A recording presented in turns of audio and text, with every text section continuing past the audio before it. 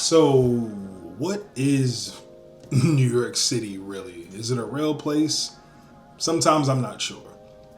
Let me add a little bit more context to this. So, I live in New Jersey, North Jersey in particular, and oftentimes people who are from New Jersey or even from Connecticut, they'll say, "Oh, I'm from New York City," when they're really not from New York City. And even me, I'm guilty of it myself. Oftentimes when I'm traveling abroad, whether it be Europe or South America or something like that, and people are trying to make conversation and they say, "Well, where are you from?" And I say, "Oh, I'm from New Jersey." And oftentimes they may not know where that is, but I'll say, "Oh, I'm from New York." And they say, "Oh, New York City, oh, go Yankees," something like that. At any rate, what I wanted to do was to add a little bit more color to what this channel is about. Now, obviously, it's called Artisan Grime. And the reason why I named it Artisan Grime is because I just have such an appreciation for artisans, people who make things, whether that be, comic book writers, comic book artists, painters, sculptors, chefs, people who work in, factories, anybody who makes anything that other people consumed. I have a very deep interest in that type of stuff.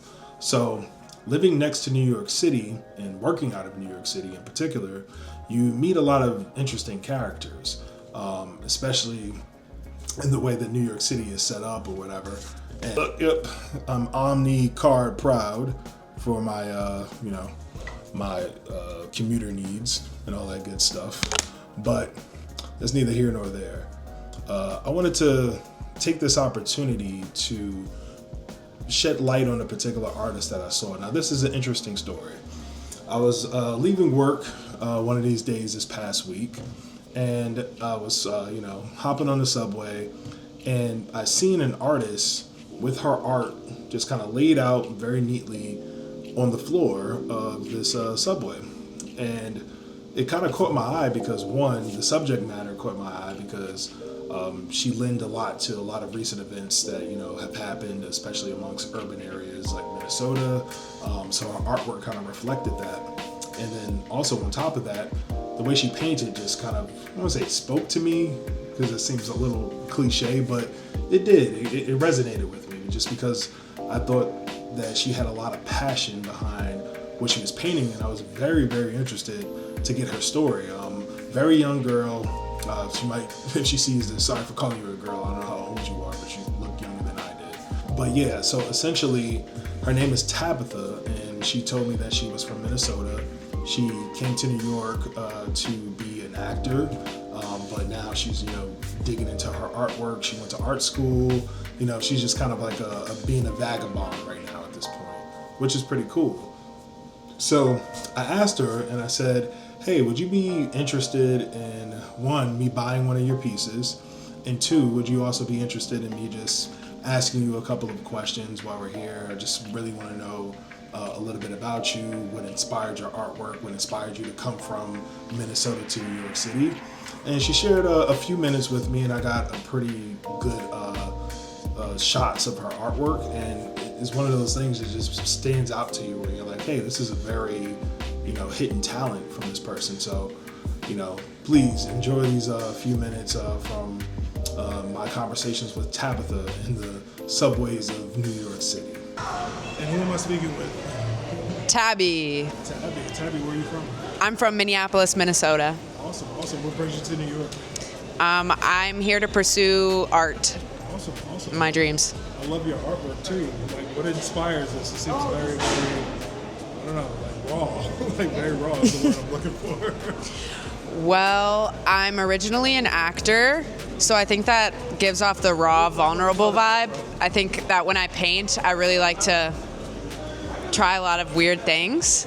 And I'm a street photographer, so all my paintings are my photos, based on my photos as reference. A lot of them. I think my goal is to just always remain excited and to challenge myself and push myself to keep myself excited by what I'm doing and by who I'm meeting. Just kind of I mean, that's why I'm out in the subway. It's not always the safest here.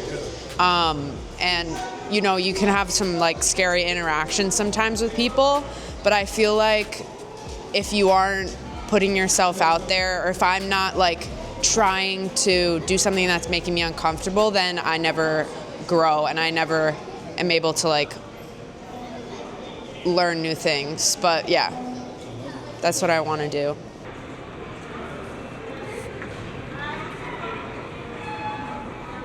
The piece that I decided to buy from Tabitha was this one, entitled Free Hugs. I believe that's what she calls it. She might have a different name for it, but the painting says Free Hugs on it, so I'm going to refer to it as Free Hugs.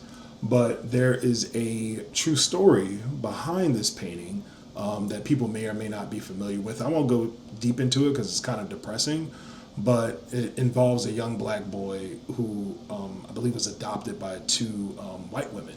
It was a very tragic story, and one of my favorite shows, Atlanta, actually covered it, but they had a different spin on it, changed the ending a bit. But both this piece, both the real situation with the young black boy, kind of, and both the show Atlanta, kind of center around this term Afro-surrealism. I forget who coined the term Afro-surrealism, but I believe Amiri Baraka, the black activist from Newark, New Jersey, actually was the godfather or the inspiration behind the term. And I believe Henry Dumas, too, the great black short story writer. If you guys have never heard of him, please read Echo Tree. But that particular term just kind of like popped into my head when I seen this, you know, based upon the true story, the TV show Atlanta that covered it, and just this painting. So the reason why I decided to get it is just because, like I said, it was just a very striking image to me. And Tabby, you know, went into a lot of her process behind making her paintings, and I just thought it was very, very interesting. So all in all, with this page, I try to take opportunities to find artists, to look and find their stories, particular pieces, you know, things of that nature. I'll go off topic a lot of the times. Like, I know comic books are my one true love, and they always will be, and I'll definitely be covering those. But when I stumble across a great opportunity like this to connect with an artist, you know, you just don't want to waste it. You don't want to miss it. And maybe somebody out there can also be inspired by Tabitha's story, or, you know, just, you know, something small like looking up Afro-surrealism and things like that.